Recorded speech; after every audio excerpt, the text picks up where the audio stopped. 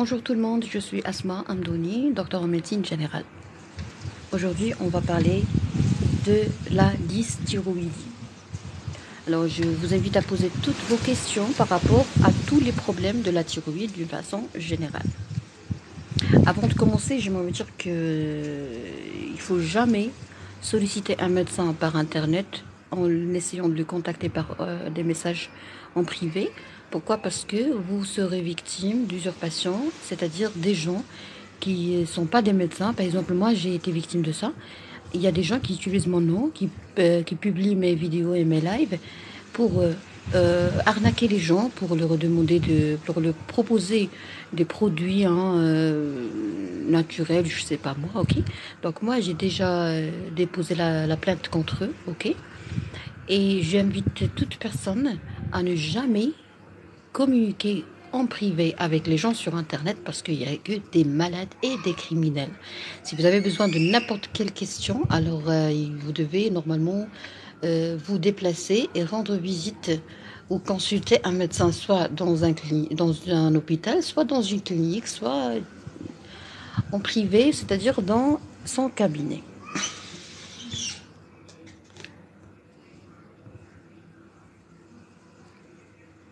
Alors le sujet d'aujourd'hui, c'est la thyroïde, les problèmes de la thyroïde. On va parler de l'hyperthyroïdie, on va parler de l'hypothyroïdie, on va essayer de comprendre pourquoi les médecins ou les psychiatres ou les gynécologues ou les cardiologues ou les cardiochirurgiens demandent un dosage du taux de ces hormones, c'est-à-dire les hormones thyroïdiennes dans votre plasma, ok. Et on va essayer de comprendre ensemble quelles sont les complications de ces dysthyroïdies ou dysfonctionnements thyroïdiens. Alors, est-ce que vous avez des questions? À vous la parole.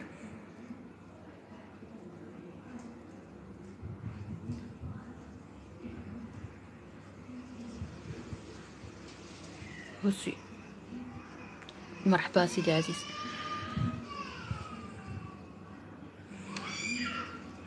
Très bien, donc on va commencer notre sujet. Alors la thyroïde, c'est un organe, c'est une glande qui est très importante pour le bon fonctionnement de plusieurs autres glandes. C'est-à-dire, grâce aux hormones sécrétées par la thyroïde, d'autres organes vont pouvoir bien fonctionner. Quand vous avez un problème ou un dysfonctionnement, bonjour Sidi Mohamed, quand vous avez un dysfonctionnement de cette glande, qu'est-ce que vous allez avoir? Vous allez avoir un problème de sécrétion ou un problème qui est physique. Alors là, il faut différencier entre un problème de la thyroïde et un dysfonctionnement de la thyroïde. J'avais la thyroïde, mais il est parti tout seul sans médicament.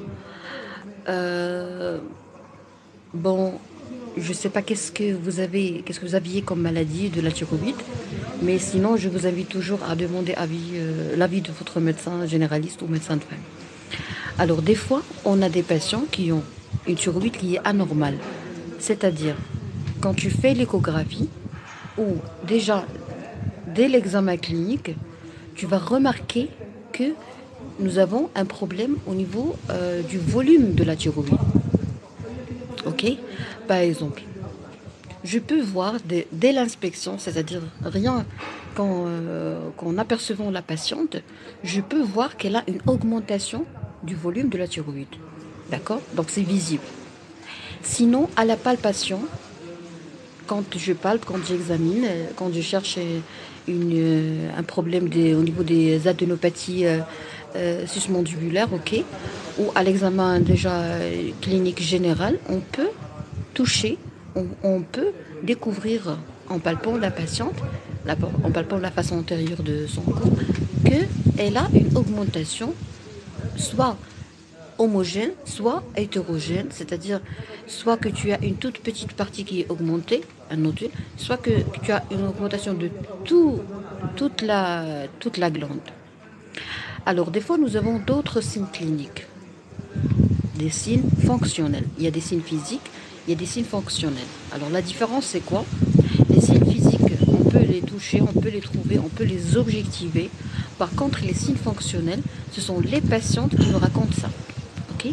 On a besoin, c'est très subjectif, on a besoin d'écouter, c'est-à-dire mener un interrogatoire avec le patient. On a besoin d'écouter les sensations qu'il a eues, les plaintes qu'il a, les douleurs, les peines, d'accord? Donc c'est un peu relatif à la perception de la patiente. Donc des fois, on peut avoir ce qu'on appelle des patients hypochondriaques qui somatisent, qui ont des sensations qui sont pas, je dirais pas qui sont pas vraies, mais qui sont un peu exagérées, qui sont un peu déplacées. C'est-à-dire qu'il n'y a pas de problème et pourtant ils ont un problème sensationnel. Donc là, c'est un grand sujet. Je préfère ne pas l'aborder maintenant pour bien se concentrer sur tout ce qui est physique. Alors, on a dit que parmi les signes, on va citer les signes. Il y a des signes, comme j'ai dit, qu'on peut toucher. Des signes physiques. Une augmentation de volume. Il y a des signes fonctionnels, par exemple, nous avons des dysphonies, nous avons des dysphagies ou nous avons des dyspnées. Rappelez-vous très bien, au niveau de la face antérieure de votre cou, il y a des gens qui ont une augmentation de la thyroïde. Donc cette augmentation va gêner, va comprimer d'autres organes, d'autres conduits. Si ça comprime l'œsophage, tu auras une dysphagie, c'est-à-dire que tu vas avoir une douleur, une difficulté pour pouvoir avaler des choses. Donc tu auras une dysphagie. Si l'augmentation de la glande thyroïde comprime, par exemple la trachée, le larynx ou je sais pas moi, tout dépend du volume de la thyroïde. Alors, si ce goitre, par exemple, comprime la trachée ou les voies aériennes en général, tu vas avoir une difficulté à respirer. Tu vas avoir une dyspnée. Ok? Je t'ai déjà parlé d'une fille de 23 ans que je viens de connaître. Je viens d'accéder à ton live. Ah, d'accord. Bah, c'est pour vous que j'ai préparé ce live. Je vais enregistrer. De toute manière, on vient de commencer et je vais enregistrer la rediffusion sur ma chaîne YouTube. Merci beaucoup, je vous en prie. Alors, nous avons dit que des fois, le patient, il a une symptomatologie qui est bien loin de ce qu'on peut imaginer. C'est-à-dire, toi, tu crois que si tu as une augmentation de la glande thyroïde, tu vas avoir des signes d'hyperthyroïdie. Non, pas vraiment, pas forcément. Parce que tu peux même avoir un nodule, une augmentation, et c'est-à-dire que la glande n'est pas normale, mais la sécrétion est normale. Ou même diminuée. D'accord? Voilà le paradoxe, si vous voulez. C'est-à-dire qu'on doit chercher tout ce qui est problème physique et tout ce qui est problème sécrétoire. Restons dans les signes fonctionnels, c'est-à-dire les signes que le patient rapporte, que le patient rapporte. On a dit la dysphagie quand ça comprime les voies digestives. On a dit que on peut avoir une dyspnée, une douleur, une difficulté à respirer, une gêne respiratoire lorsque ça comprime les voies respiratoires. Et puis on a dit que si ça, ça comprime ou ça retentit ou ça peut toucher même le larynx, c'est-à-dire c'est un organe merveilleux qui nous permet plusieurs choses. Ok? De parler, il y a des cordes vocales, il y a beaucoup de choses. Donc des fois, nous avons même des patients qui ont des dysphonies carrément. Donc c'est cas par cas. Alors nous, qu'est-ce qu'on doit faire? On doit sensibiliser le patient, sensibiliser tout le monde, ok, et les encourager à bien décrire leur peine. C'est-à-dire que si tu as du mal à avaler, ça ne veut pas dire que tu as un problème psychique. On va arrêter de penser à tout ce qui est psychique durant ce live. Tu n'arrives pas à respirer, tu n'as pas des démons, tu n'as pas un problème psychique, tu n'as pas une attaque de panique. Tu n'arrives pas à respirer, tu as une tachycardie. La première chose à laquelle je dois penser, c'est un problème cardio-pulmonaire. Donc j'examine, je cherche, je vérifie, je mets en évidence, j'objective les choses. Ok? Est-ce que vous êtes d'accord avec moi? Est-ce que les choses sont bien claires chez vous? Donc, les tout petits détails, les toutes petites plaintes, les toutes petites gênes doivent être décrites précisément à votre médecin. Très bien. Alors, je vais lire vos commentaires pour que ça soit vraiment très courant. Maintenant, j'ai la prostate, mais le problème dans les je sens une forte douleur. Vous m'avez dit que vous avez déjà un problème de thyroïde résolu sans avis médical, quelque chose que je suis totalement contre. Ok, donc le médecin généraliste doit comprendre de quoi s'agit-il, doit vous examiner avec ses mains, doit même ausculter parce qu'on ausculte les goitres, les tumefactions de la thyroïde pour savoir est-ce que nous avons un souffle. C'est important. Donc déjà, premièrement, vous devez avoir un document qui prouve, qui met en évidence ce que vous avez exactement ou ce que vous avez présenté comme problème thyroïdien. Ça, de un. De deux, vous avez un problème de prostate et en même temps, vous avez ça, une douleur très importante au niveau des cuisses, comme vous avez dit. Donc, maintenant, il faut savoir, il faut être examiné. Donc, un examen génital chez les hommes, c'est quelque chose de primordial. Il faut prendre soin de la santé de l'homme, ok? C'est-à-dire, la douleur doit être examinée pour savoir qu'est-ce que vous avez exactement. Est-ce que vous avez un problème au niveau vasculaire? Est-ce que vous avez des dilatations? Est-ce que vous avez une inflammation? Est-ce que vous avez autre chose? Est-ce que vous avez un retour veineux qui n'est pas normal? Est-ce que vous avez une tuméfaction X? D'accord? Et avant tout ça, il faut savoir, est-ce que vous avez des antécédents toxiques? Là, on parle du tabagisme plus principalement. Ok? Bien. J'espère le revoir sur YouTube. Avec plaisir. Moi, madame, j'ai des nodules petits, mais la thyroïde est bonne, sauf je veux que les nodules. Ah d'accord, très bien. Donc vous avez une thyroïde qui est normale, qui n'est pas augmentée de taille. Vous n'avez pas de cancer, vous n'avez pas de tumeur, vous n'avez pas de goitre, mais vous avez de petits nodules. Alors les nodules, c'est quelque chose qui est physique, qu'on arrive à voir, à visualiser. On demande en général, le premier examen demandé, c'est l'échographie. Ok, échographie bilan biologique, c'est-à-dire échographie hormone thyroïdienne. Vous avez trouvé des nodules, très bien. On doit comprendre le fonctionnement de ces nodules. Est-ce que ça sécrète ou ça sécrète pas? Est-ce que c'est chaud ou c'est pas chaud? Alors, à ce moment-là, qu'est-ce qu'on fait? Tout dépend du chirurgien qui va opérer ou le chirurgien qui suit votre cas. D'accord? En général, c'est l'ORL. Et même il y a longtemps, je pense, dans le service de chirurgie viscérale, j'ai déjà vu des patients opérés pour thyroïde. Très bien. Donc le chirurgien, il a tout le droit de demander ce qu'il veut. C'est-à-dire, il peut demander, je sais pas moi, un scanner, une IRM, tout dépend également des examens disponibles. Par exemple, s'il n'a pas de scintigraphie, et qu'il n'a que le scanner, ben, il a le droit de demander un scanner. S'il est bien gâté, il peut demander la scintigraphie pour voir est-ce que vous n'avez pas... la scintigraphie, c'est quoi? On va expliquer la scintigraphie pour que les choses soient bien claires chez vous. La scintigraphie, c'est un examen où on va utiliser, on va faire introduire dans votre corps une substance radioactive, du iode radioactif. Et la substance du iode est utilisée par la glande pour sécréter, pour produire des hormones thyroïdiennes. Voilà pourquoi, il y a longtemps, voilà pourquoi quand vous achetez du sel, vous trouvez toujours iode, riche en iode, ou il y a du iode. Pourquoi? Parce qu'il y avait dans certaines régions au Maroc et partout dans le monde, les régions où le sel ne contient pas une quantité suffisante d'iode, les gens présentent une hypothyroïdie. D'accord? Donc c'est même endémique dans une zone où le sel ne contient pas d'iode. Donc dans la scintigraphie, qu'est-ce qu'on fait?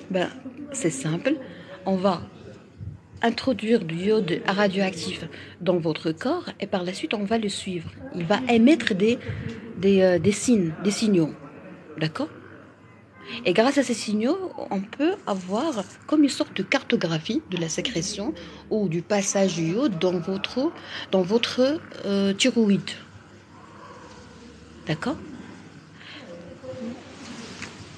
Donc pour répondre à votre question, vous n'avez pas de problème de thyroïde, c'est-à-dire que vous n'avez pas de dysthyroïdie, vous n'avez pas une augmentation ou une diminution des hormones thyroïdiennes, donc le bilan est normal, les analyses sont normales, mais vous avez des nodules. Alors ces nodules doivent être analysés d'une autre façon. On va les visualiser. On fait soit l'échographie, soit le scanner, soit la scintigraphie.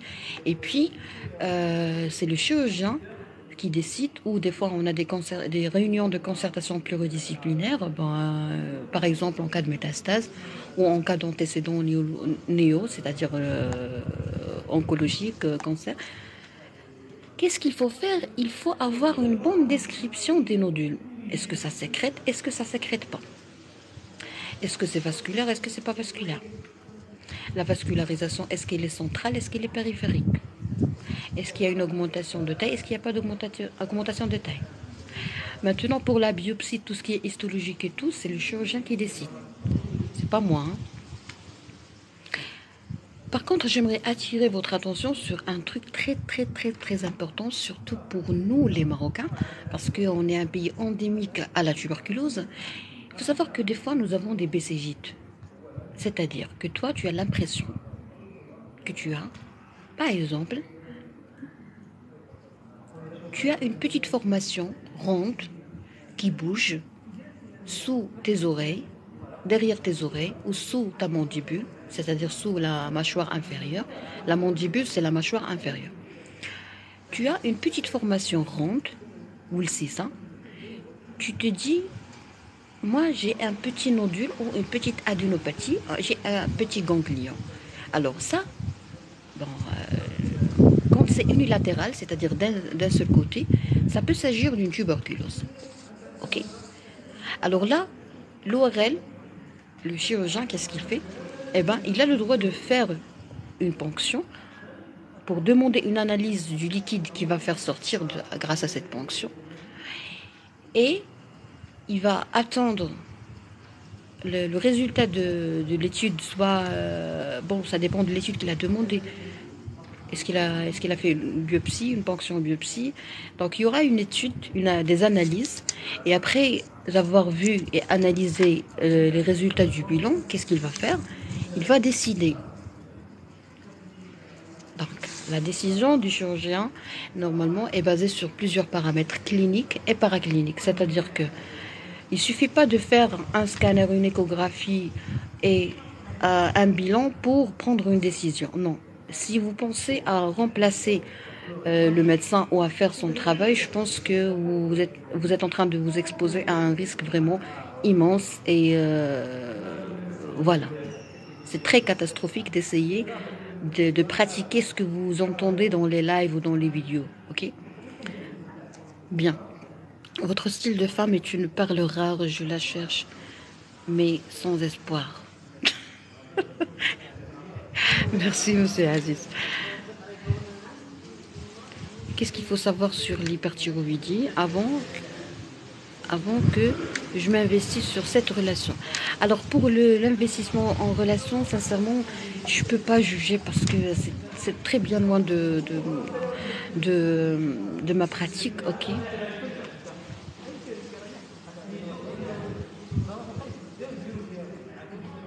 عندك لغة فرنسية قوية ولا أستطيع أن أقول إنما نكون مسرورين للغاية لو كان خطابك الجميل بالعربية. شكرا سيدي عبد الإله، شكرا عبد الله. هذا لطف منك، ولكن أنا أنصح أي إنسان علمي سيونتيفيك عنده باجاج من الأحسن ما يديرش توعية بالدارجة، لأن لقيت بزاف المشاكل وحتى واحد فيكم ما حل لي المشاكل اللي لقيت. أنا آسفة جدا، يعني أنا كان عندي الشرف نتكلم بالدارجة، يعني ماشي بالعربية الفصحى كاع بالدارجة، لأن الناس محتاجين لهادشي. ولكن أسيدي راه داروا صفحة بسميتي ماشي ديالي، راه تيبيعوا الدويات، راني كنتعرض للتهديد، راني تنتعرض للمجرمين، راني عيت أسيدي، حتى واحد ما عاوني. ديجا درت لا ديكلاراسيون، لا إله إلا الله، راه حنا تنعيشوا مع المجرمين، حطيو راسكم منهم. ولكن شكرا على المرور ديالك، الله يجازيك بخير. Très bien. Alors, maintenant, on va rester dans tout ce qui est physique, tout ce qu'on peut toucher. On a dit que tu peux avoir des signes, des symptômes en rapport avec des complications. Par exemple, tu peux avoir ce qu'on appelle un goitre plongeant. C'est-à-dire que dans le tronc, il y a ce qu'on appelle un médiastin. Le médiastin, c'est quoi? Tu as l'impression que dans ton tronc, il n'y a que les poumons. Non, il y a une petite cavité. D'accord? Il y a une petite cavité à l'intérieur où tu peux mettre, par exemple, comme un petit conduit, ok? Et dans ce petit conduit, entre le cou et le début de tes poumons, ou voilà, le début de tes poumons, tu as une petite cavité qui peut très bien se remplir de quelque chose. En cas de maladie, ça peut se remplir de quelque chose. Quelles sont les maladies qui peuvent toucher le médiastin? Beaucoup, plusieurs. Soit que tu auras un goitre plongeant, c'est-à-dire la thyroïde va plonger en profondeur, comme son nom l'indique, il va occuper cet espace et il va gêner beaucoup de choses, gêner les vaisseaux, gêner les conduits auditifs, le conduit digestif principal, l'œsophage, le conduit aérien principal, la trachée, d'accord? Donc le goitre plongeant est plus symptomatique qu'un autre goitre. Dans le médiastin, on peut avoir des adénopathies vraiment très volumineuses. Moi, je me rappelle très bien quand j'étais en pédiatrie, il y avait un patient, un tout petit patient âgé de 4 ans, je pense. Il avait plusieurs adénopathies médiastinales. Il avait même une péricardite. Donc vraiment, le patient, une fois, il se met en position allongée, une fois, il se mettait en décubitus dorsal, c'est-à-dire qu'il dort allongé sur le dos. Qu'est-ce qui se passe? Il est étouffé, il n'arrive plus à respirer. D'accord? Une détresse respiratoire atroce, rien qu'en changeant de position. D'accord? Rappelez-vous très bien, n'hésitez pas et n'ayez pas honte de décrire les détails. Parce qu'en médecine, qu'est-ce qu'on cherche? On cherche les détails. C'est-à-dire, si tu vas très bien, tu n'as pas de problème respiratoire, ok? En position assise, tu n'as rien. Mais en position en décubitus, c'est-à-dire quand tu dors, quand tu t'allonges, tu as une gêne respiratoire, tu n'arrives plus à respirer. Il faut décrire ça avec soin et avec précision à ton médecin. C'est-à-dire, tu vas lui dire, docteur, s'il vous plaît, j'ai un problème respiratoire. Mais ce problème respiratoire, il disparaît quand je suis en position assise. Mais quand je dors, je ne peux pas respirer. Alors le médecin va comprendre qu'il y a quelque chose de mécanique qui bouge, qui change de position quand tu dors. C'est très important. Ok? Bien.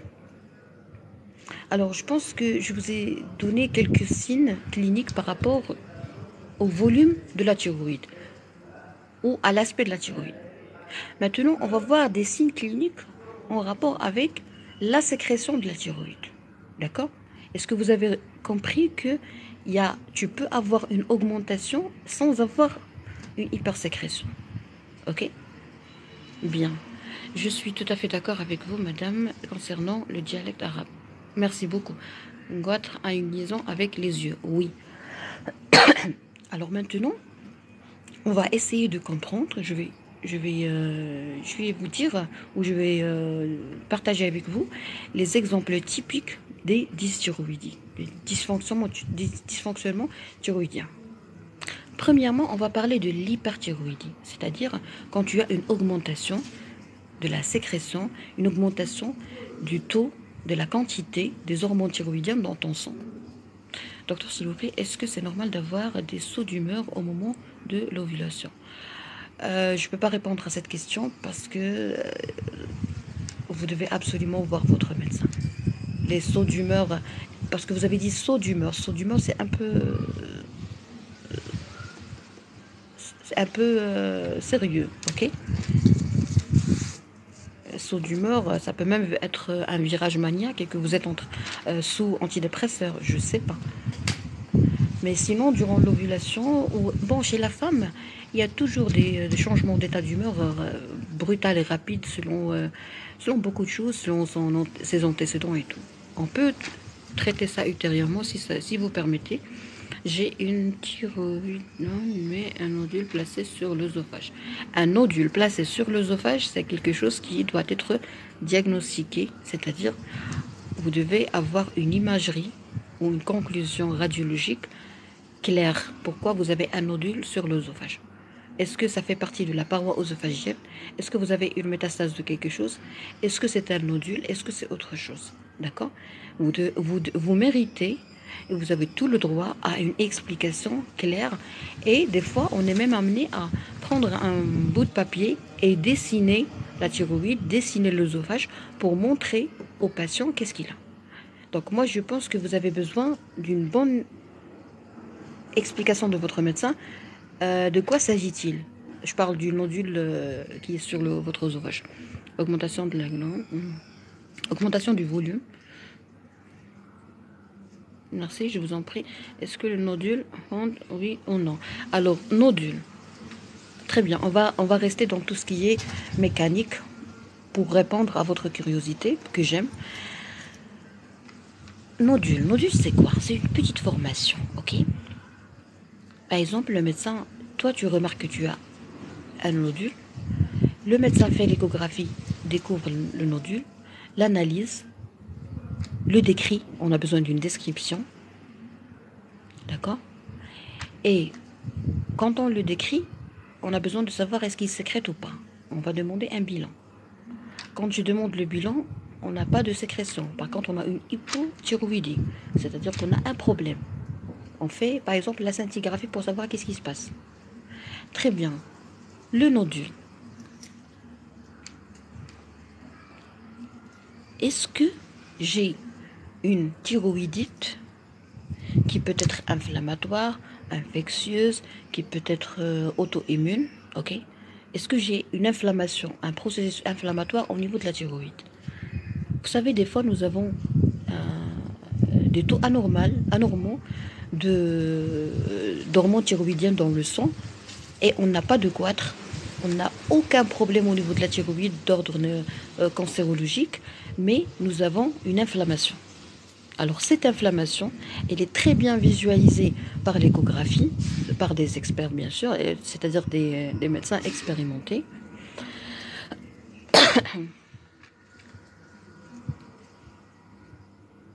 Excusez-moi, je vais bloquer un monsieur qui nous a dérangé avec ses... Il demande des questions par rapport à l'hymen, c'est infréquente.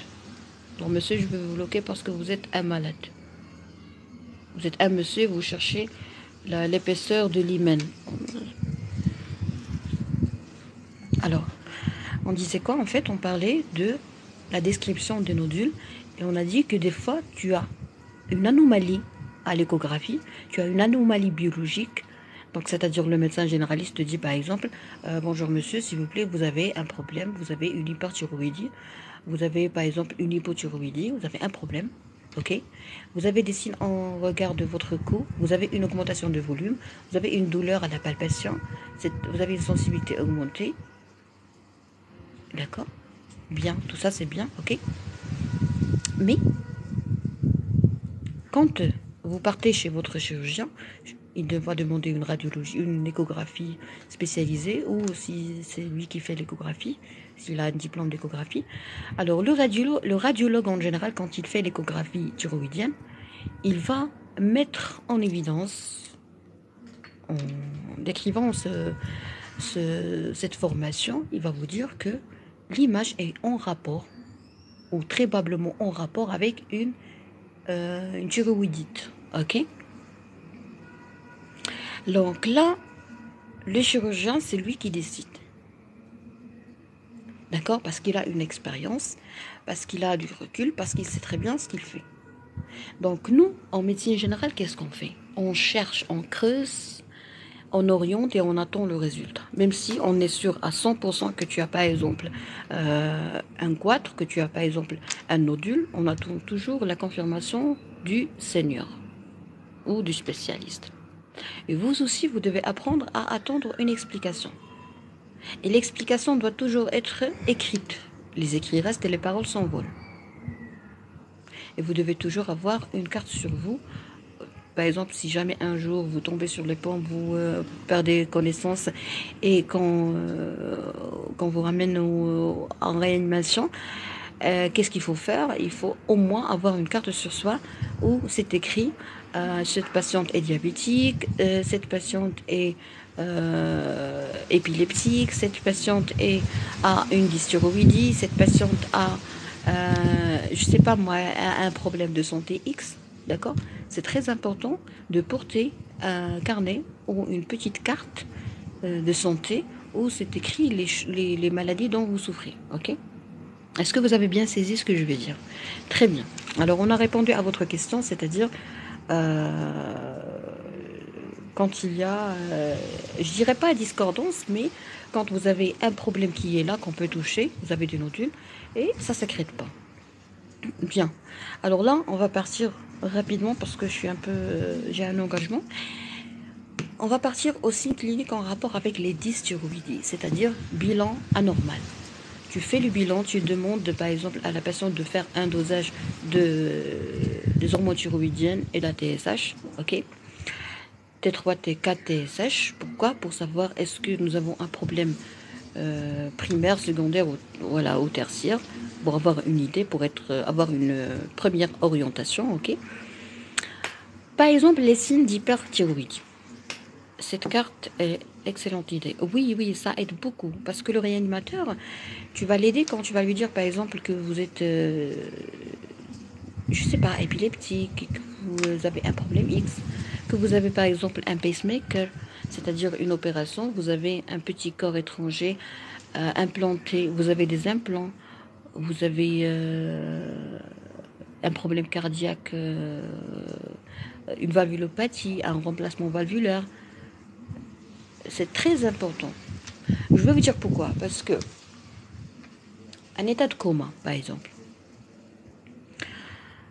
Un état de coma, ça peut s'agir d'une hémorragie, par exemple, au niveau cérébral, due à une hémorragie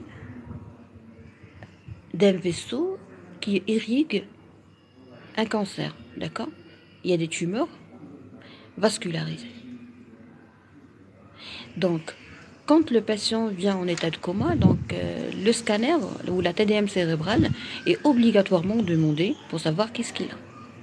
Par exemple, moi je me rappelle très bien quand j'étais étudiante, il y avait une jeune fille qui avait, vous savez, c'est rare chez les jeunes d'avoir des AVC, des accidents vasculaires cérébraux, mais le problème le plus fréquent chez les jeunes au niveau vasculaire cérébral, c'est les anomalies artério-veineuses. Donc la patiente avait des troubles neurologiques, ok. Bien sûr, elle a traîné avant de venir à l'hôpital parce qu'on croyait qu'il y avait des diables et tout, des monges, non, rien. Et moi, je me rappelle très bien de cette fille, que son âme repose en paix, parce qu'elle est décédée. Cette patiente avait une tumeur et elle a eu un accident vasculaire cérébral au niveau de cette tumeur. D'accord? Donc les signes cliniques, l'état neurologique, le changement rapide et brutal de l'état neurologique, c'est quelque chose qui est très très important, qui doit être pris au sérieux. Ok? Vous pouvez très bien garder vos croyances, le diable et tout, machin, mais c'est important de savoir que l'état neurologique n'est pas un jeu. Bien, alors, hyperthyroïdie. Les patients qui ont une hyperthyroïdie, qui ont beaucoup d'hormones thyroïdiennes dans leur sang, qu'est-ce qu'ils ont? En général, moi je vais parler de ma modeste expérience. Ils ont des tachycardies. Voilà le premier problème qui m'inquiète, moi. Un jour, j'ai vu une patiente âgée qui était à 170 battements par minute. D'accord? Ça, c'est énorme. Hein, c'est énorme. Pourquoi? Parce que le cœur va s'arrêter, va se fatiguer, quand nous avons une augmentation de la fréquence cardiaque, on a une diminution, une réduction du temps de la diastole, c'est-à-dire une réduction du temps durant lequel le cœur se nourrit. Parce que le cœur, qu'est-ce qu'il fait? Il se remplit, il se relâche pour se remplir, et par la suite, qu'est-ce qu'il fait? Boum! Il éjecte. Boum! Et toi, quand tu écoutes les battements du cœur, tu entends les boum, boum, boum, boum, boum, boum, ok? Alors, le cœur, il ne se nourrit pas du sang qui se trouve à l'intérieur, non. Ben, sinon, il allait se déchirer. La face intérieure du cœur est très, très, très forte, très, très, très, voilà, forte pour empêcher les déchirures. Donc, le cœur, comment est-ce qu'il pourra vivre? Bien sûr, il a besoin de sang pour vivre. C'est le sang sort du cœur de plusieurs moyens. Ok, il y a un gros vaisseau qui s'appelle l'aorte. Et quand l'aorte sort du cœur, nous avons une autre vascularisation de petits vaisseaux qui s'appelle le système coronaire. Ok, coronaire parce que ça ressemble à une couronne, parce que ça entoure le cœur comme une couronne. Alors, premièrement, nous avons le cœur qui éjecte le sang dans un grand vaisseau qui s'appelle l'aorte. Et à partir, au niveau de la base, à partir de ce gros vaisseau qui s'appelle l'aorte, vont émerger de petits vaisseaux, de petits vaisseaux qui s'appellent les artères coronaires, ok? Ou le système coronaire. Donc, le cœur, quand est-ce qu'il va se nourrir, quand est-ce qu'il va manger, quand est-ce qu'il va s'alimenter? C'est durant le temps de relaxation, c'est-à-dire durant le temps où le cœur dit. Mais une personne qui a une fréquence cardiaque à 70, par exemple, à 170, comme j'ai dit, elle a boum, boum, boum, boum, boum, boum. Donc, il n'y a pas de boum, boum, ok? Qu'est-ce qui va se passer? Eh ben, le cœur va souffrir parce qu'il y a même des zones qui vont pas être bien irriguées. Ils peuvent même se nécroser, tout en passant par la phase d'ischémie et par la suite nous avons la phase de nécrose ou infarctus du myocarde. Et ça, en général, ça donne une douleur au niveau du cœur. Mais malheureusement, chez les diabétiques, on va ouvrir une petite parenthèse, les diabétiques ont un problème de sensation, de sensitivité. Ils ont un problème sensitif, ok? Ils ne ressentent pas la douleur comme nous, comme les gens qui ne sont pas diabétiques. C'est-à-dire, ils peuvent avoir un ango, une ischémie, un problème coronarien, mais ils n'ont pas de douleur. Voilà pourquoi chez les diabétiques, on n'attend jamais la douleur, on fait directement l'examen cardiaque chaque année. Et si le cardiologue juge nécessaire un délai plus court pour refaire l'examen, c'est-à-dire il va vous dire dans 6 mois je dois vous voir, ben c'est lui le responsable et vous devez respecter son avis. Est-ce que c'est compris? Alors on va parler de la souffrance cardiaque due à la dysthyroïdie. Parce que c'est très long de parler de la dysthyroïdie. Je vais lire vos commentaires. Bonjour.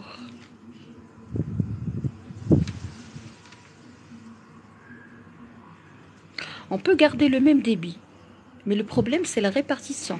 C'est-à-dire, par exemple, je dis n'importe quoi. Dans 1 minute, j'ai besoin de 100 litres, ok? Tu as un cœur qui bat, qui a augmenté la fréquence cardiaque, mais dans 100 minutes, j'ai 100 litres. Dans 60 secondes, j'ai 100 litres, ok? Mais le problème, c'est que le cœur bat très fort, donc il ne se repose pas. Parce que dans chaque cycle, nous avons un repos, une éjection. Un repos, une éjection. Le repos, c'est la phase où le cœur s'alimente. Et l'éjection, c'est boum.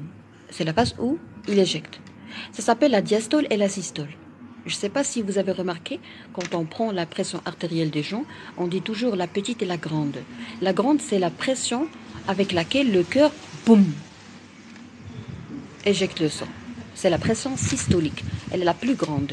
Et la pression diastolique, c'est la pression qui règne dans le cœur en général quand le cœur se relâche pour bien se nourrir.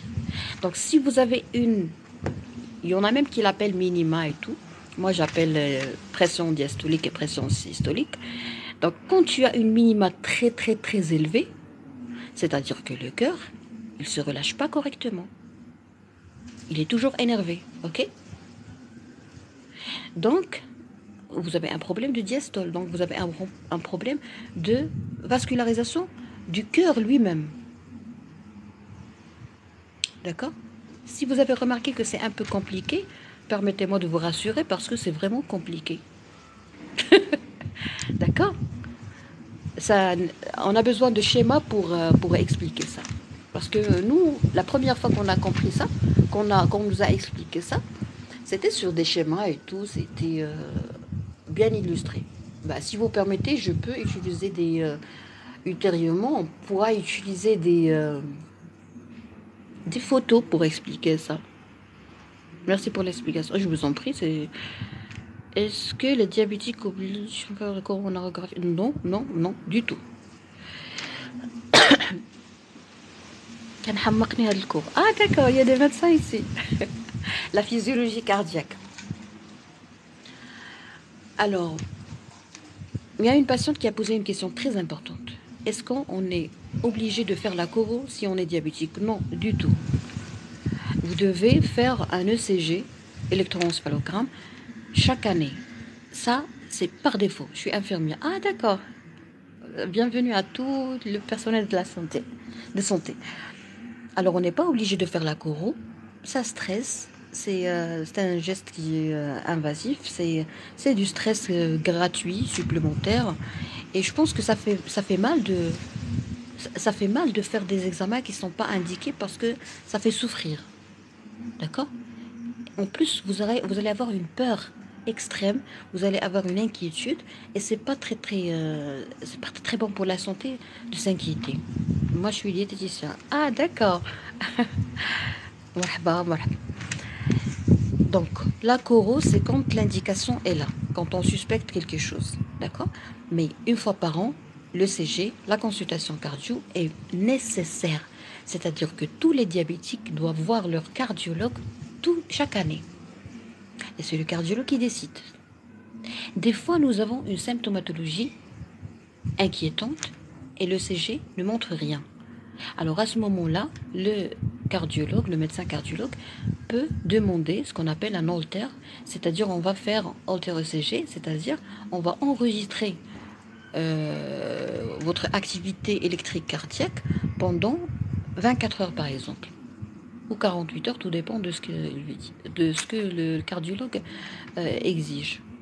Alors à ce moment-là, qu'est-ce qu'on découvre? On découvre des problèmes cardiaques qui n'apparaissent pas dans chaque cycle. Par exemple, le bloc auriculo-ventriculaire. Alors le bloc auriculo-ventriculaire, quand j'étais stagiaire en chirurgie cardiovasculaire, j'ai vu des patients qui n'avaient rien sur le CG. Imaginez, des patients programmés pour le pacemaker, pour la mise en place d'un pacemaker, et ils n'ont pas de problème au niveau de l'ECG, au début. Et c'est grâce à leur holter qu'on a pu trouver ça. Dans le bloc auriculo-ventriculaire, on a des stades. 1, 2, 3. Si la tension basse est élevée, c'est dû à quoi? C'est dû à plusieurs choses. Premièrement, il faut toujours avoir une idée sur la totalité de la circulation dans le cœur. D'accord? Et les antécédents toxiques, alcool, tabac. Les antécédents gynécologiques, c'est-à-dire la durée de prise de contraception ostroprogestative, l'antécédent d'hypertension artérielle et tous les médicaments pris pour traiter l'hypertension artérielle, ok?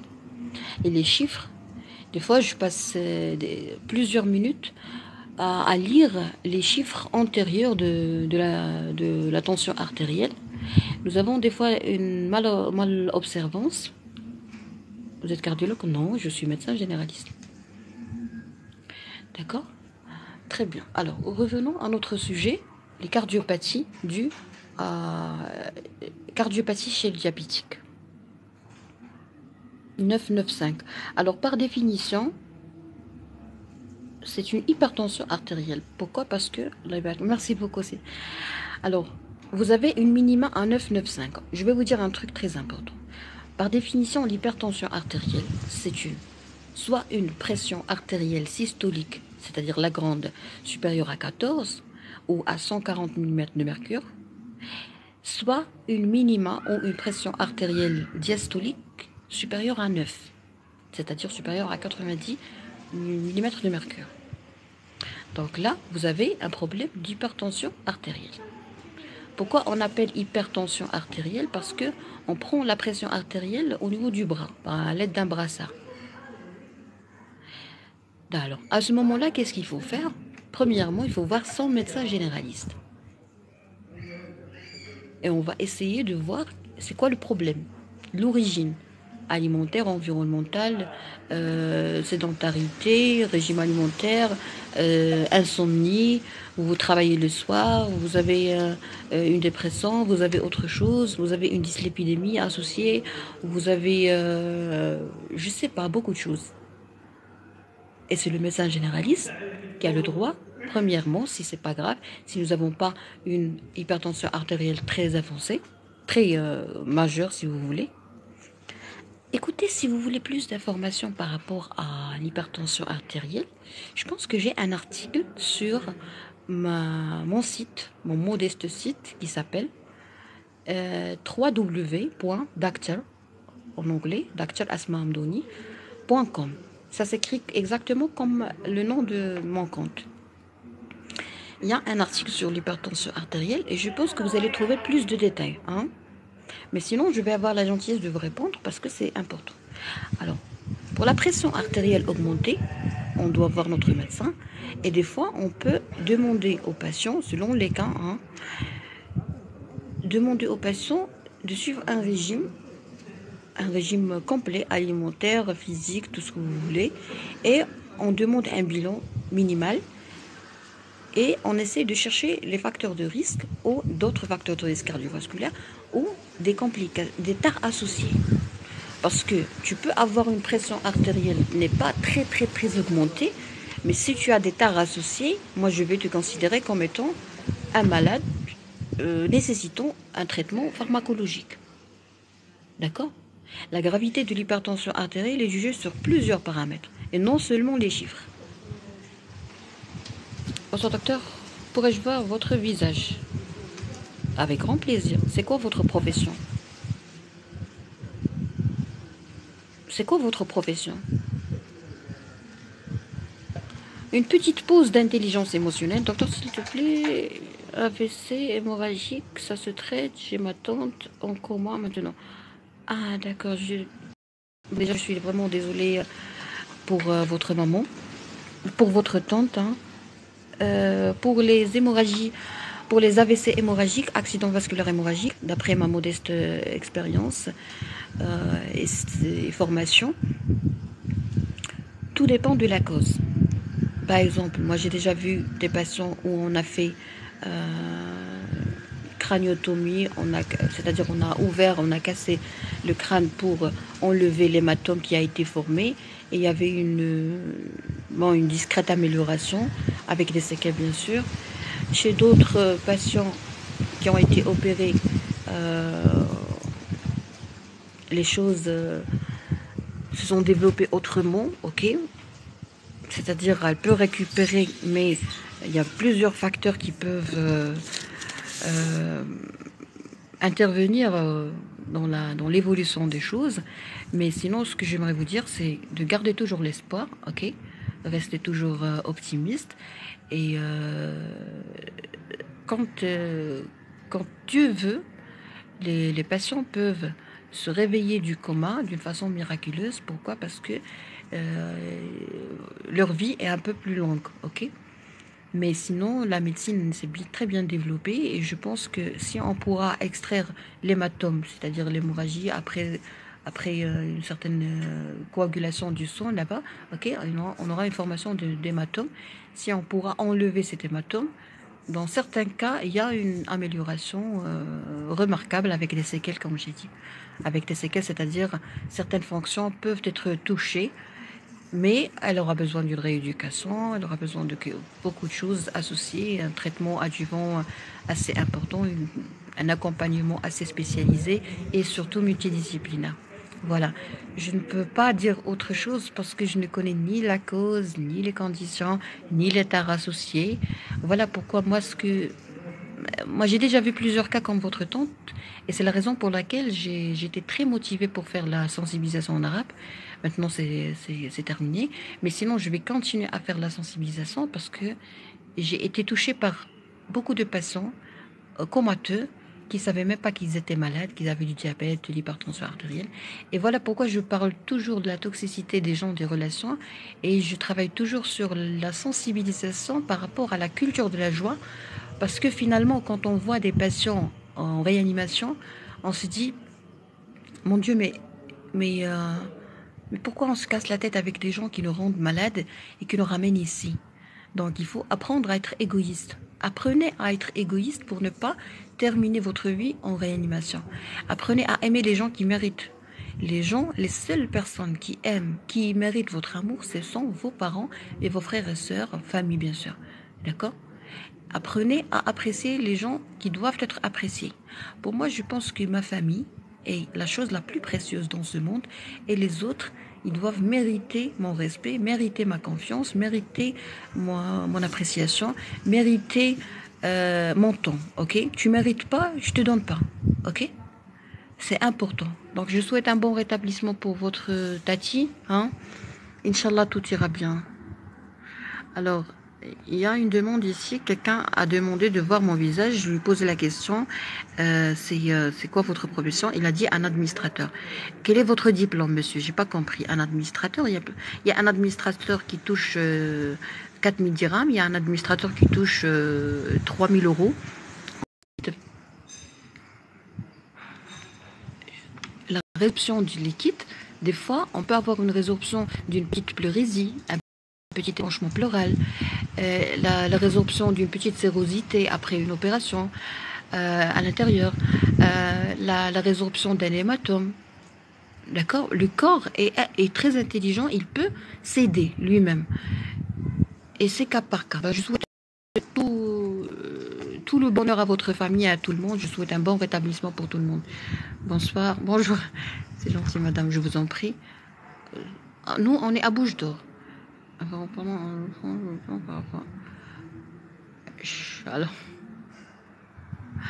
je veux te rendre visite pour consultation. On est très très loin, on est à Bouche d'Or. Alors, j'ai posé une simple question. Il a dit, il veut voir mon visage. Je lui ai dit, ok, vous faites quoi dans votre vie? Il a dit administrateur. J'ai dit, c'est quoi votre diplôme? Il répond pas. Alors, c'est quoi votre diplôme déjà? Vous voulez voir le visage d'une doctoresse? C'est quoi votre diplôme? Maman, maman. Ben, je vous souhaite une excellente après-midi, ok, ou fin d'après-midi, je sais pas. Je n'ai pas encore mangé parce que je suis à un régime de 2 repas par jour. Je vous souhaite tout le bonheur. Essayez le maximum possible d'aimer parce que l'amour c'est quelque chose de merveilleux. Aimez votre famille et les gens qui méritent votre amour.